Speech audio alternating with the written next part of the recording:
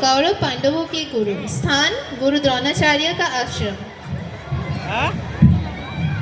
गुरु द्रोणाचार्य कौरव पांडवों को शास्त्र विद्या सिखा रहे थे।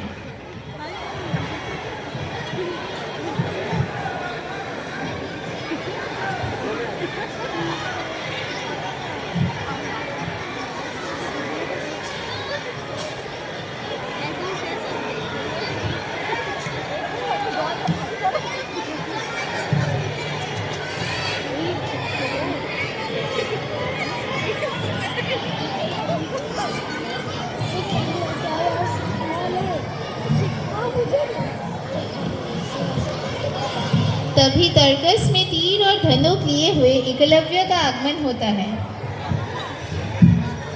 प्रणाम गुरुदेव। आयुष्मान भव वश, परंतु मैं तुम्हें पहचाना नहीं, अपना परिचय दो। गुरुदेव, मैं एक भील बालक हूँ, मेरा नाम एकलव्य है। मैं आपसे धनुर्विद्या का शिक्षापाठ करना चाहता हूँ। अच्छा, मैं तुम्हारी धनुर्विद्या देखना चाहता हूँ। जैसी आपकी इच्छा गुरुदेव। एकलव्य अपने धनुर्विद्या का प्रदर्शन करता है।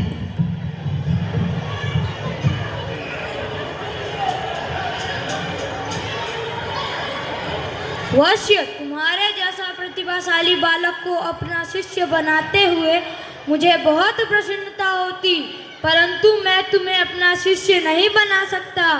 क्यों गुरुदेव? मैं हस्तिनापुर के राजकुमारों को अस्त्र शस्त्र की शिक्षा दे रहा हूँ।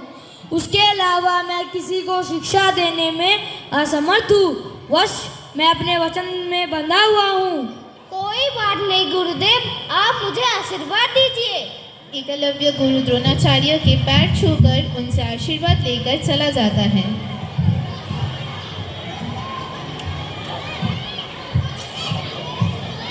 क्या हुआ? यदि गुरुदेव मुझे अपना शिष्य नहीं बना सकते, मैंने तो उन्हें अपना गुरु मान ही लिया है। मैं उन्हें अपना गुरु मानकर धनुर्विद्या का अभ्यास करूंगा और उनका नाम रोशन करूंगा। एकलव्य अपने घर न लौटकर जगह में ही रुक जाता है। वह मिट्टी व सूखे पत्तों को अच्छी तरह मिलाकर गुरु द्रोणाचार्य की मूर्ति बनाता है। उनके गले में फूलों की एक माला डालता है और मूर्ति को साष्टांग प्रणाम कर धनुर्विद्या के अभ्यास में लग जाता है। धनुर्विद्या के निरंतर और कठोर अभ्यास से एकलव्य शब्द भेदी बाण चलाना सीख जाता है।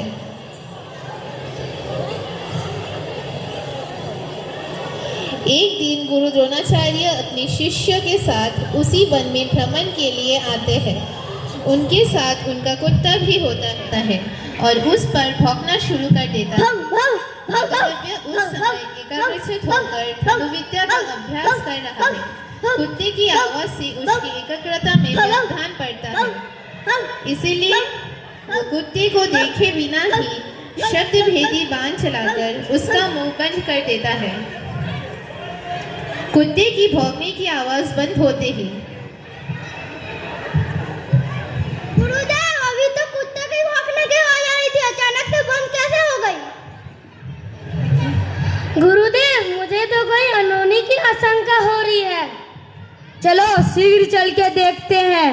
गुरु द्रोणाचार्य कौरव पांडवों के साथ कुत्ते के समीप पहुंचते हैं और कुत्ते का मुंह तीरों से भरा देखकर चकित रह जाते हैं। गुरुदेव, इस कुत्ते का मुंह किसने बंद किया? शायद उस बालक ने किया होगा।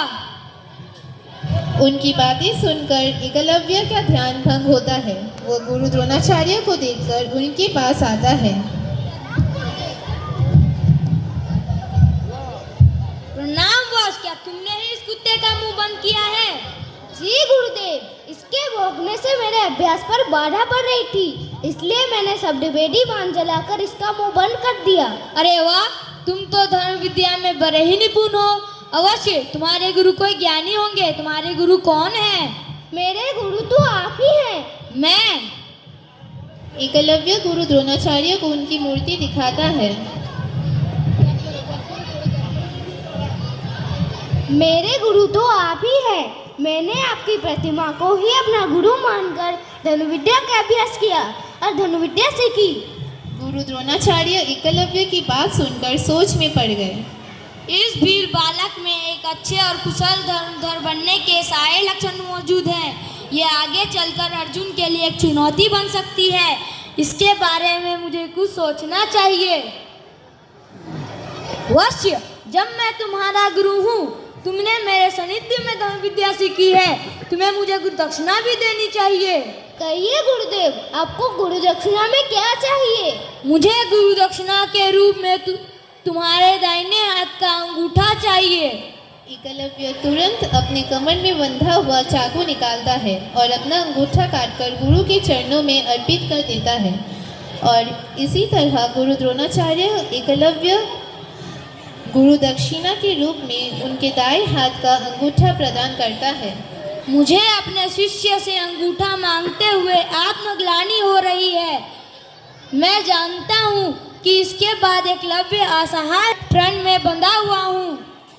उसके बाद एकलव्य अपने राज्य लौट जाते हैं और इसी तरह एकलव्य गुरु द्रोणाचार्य को गुरु